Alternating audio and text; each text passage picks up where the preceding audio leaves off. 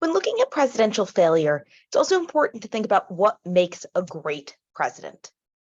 So take a second and think about which presidents you think are great.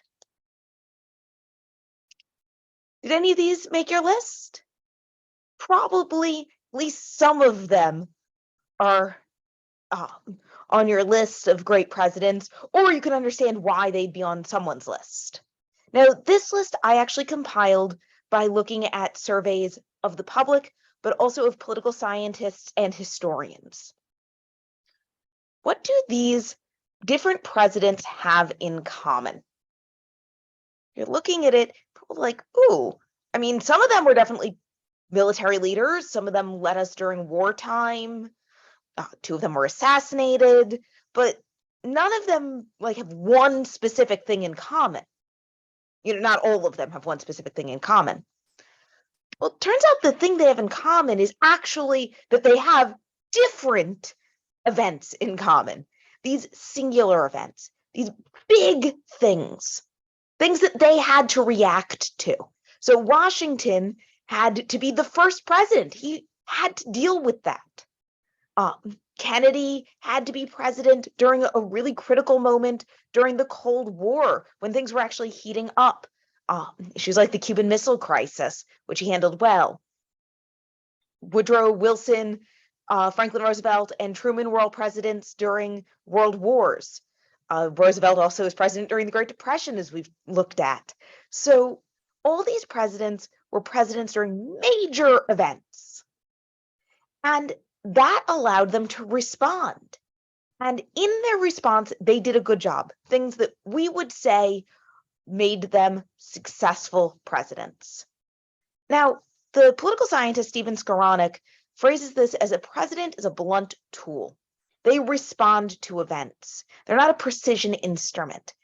They can only just sort of pound away at whatever they're given. And this can lead to great successes, but it can also lead to failures. Some of these failures may be smaller, some may doom a whole presidency. And it is important to remember that not every failure is going to cause a legacy that says this president was a failure. But all failures can be seen as responses to events. Even if a president is trying to create the events himself by issuing an executive order, say acting on their own prerogative, that second bullet under no single circumstance, they still are ultimately, that prerogative fails because of the larger institutional circumstances. Perhaps they don't really have the constitutional power to do what they want to do. And that's the thing. No single type of event is going to elicit definitely great responses or definitely terrible responses. And no single circumstance can predict whether a president is going to fail. Presidents have failed right at the beginning of their terms, sometimes closer to the end, sometimes when their power has been really high, sometimes when they've had not very much. Presidents have failed working on their own prerogative, but they've also failed trying to work with Congress. They've failed when they've gone public. They've failed behind closed doors. They just fail sometimes.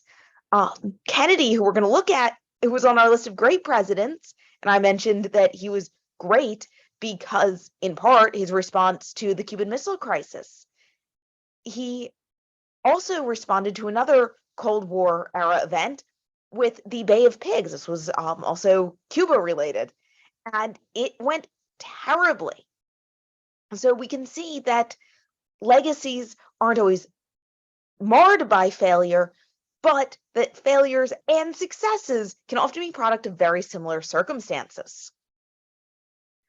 So all a president can ever really do is react to singular events and hope that they react in a way that secures their legacy and doesn't ruin it.